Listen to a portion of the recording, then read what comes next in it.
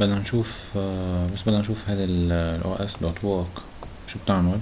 فهي بتمشي بتعمل recursive بتمشي جوات باث معين. فهذا هو الباث، هو مجرد باث مثلا لهون. هذا هو الباث. فإذا هذا ملف، هذا اسم فولدر، و نعطيها فولدر يعني. وهذا get current working directory. مهم مسقبه هو هيك in enumerate for I كذا بده يكون بهالشكل. هذا بقوم برد شي كتير مهم. هلا أنا هون عملت له print I وال directory path و directory names وفعلا مهم. فالآي هو مجرد index ما كتير له قيمة. 0 1 2 3 4. directory path أول شي هو بيعطي نفس الباث اللي نحنا عطيناه. هذا نفس الباث بحطه هون. هذا أول باث أكيد حيكون هيك. بعدين ال directory names هي list والفايل names هي list. هيدي list من الأسماء الدايركتوريز يعني الفولدرز الموجودين بقلب هيدا الباث. وهون اسماء الفايل نيمز الموجودين بهيدا الباث. يعني هون مثلا عنا نحن هون حاطينه بترتيب 7 5 8 2. ما بعرف ليش اخذ هالترتيب بالضبط. 7 5 8 2 دي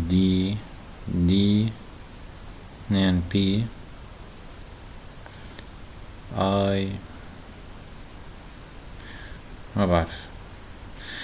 انا ما طلعت ما قريتها بصراحة. بس انه بعدين اسماء الفايلات. هون في عندي هالفايلين readme وال get ignore. ففعلا هي هون readme وال get ignore هن هو هيدا هو الفايل السابع. هلا اذا فتحنا له هيدا في قلبه فولدرين بيرجع بفوت باول واحد. اول واحد موجود هون اللي هو السبعة بفوت فيه. فحيكون فعلا 7 كذا nginx. هيدا كله الباث. هيدا كله هيدا الباث.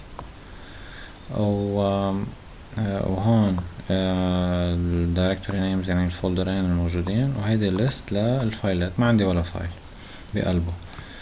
بعدين بفتكر بفوت بالاول من هون. هيدا السلايدز اللي هون كمان ريكيرسيف اللي بفوت. فحنفتح السلايدز وحيلاقي فايل واحد. ما رح يلاقي ولا فولدر.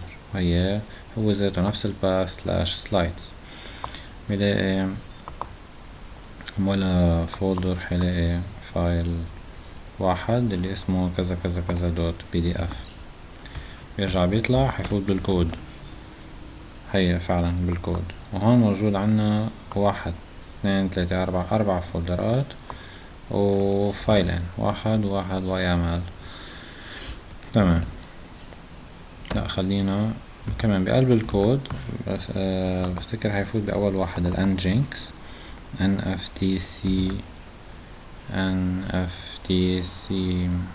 حتى نشوف الانجينكس. فبقلب الانجينكس عندك دوكر وانجينكس كونف اللي هن فايلين وما عندي ولا فولدر. هالشي صحيح. خلصنا من انجينكس. بعدين فلاسك. هذا الفلاسك اللي هون هو الموجود هون. هيدا الباث. هيدا الخامس. مهم بفوت فيهم كلهم. وهيدا هي الفكرة. تخيلوا لحد الفلاسك يعني حلو. فبيمشي فيهم كلهم recursively. فبس حبيت اشارك معكم هيدي الفانكشن كتير حلوة. من نسميها مثلا fetch files and folders in a او fetch content of a folder مثلا او شي هيك. بالتوفيق.